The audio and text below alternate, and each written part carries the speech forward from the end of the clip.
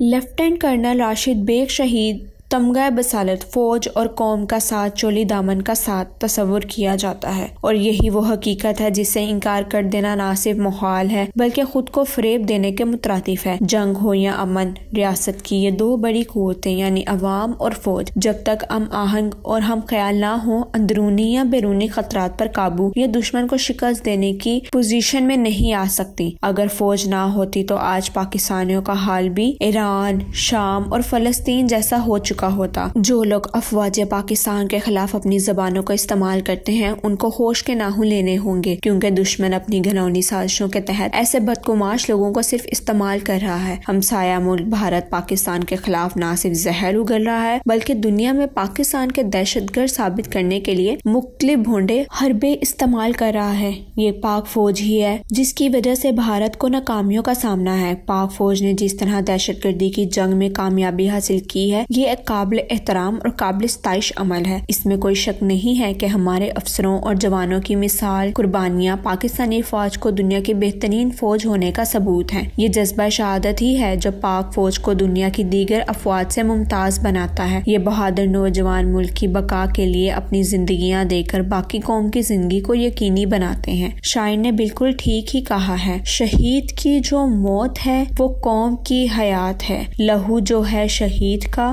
وہ قوم کی زکوٰۃ ہے۔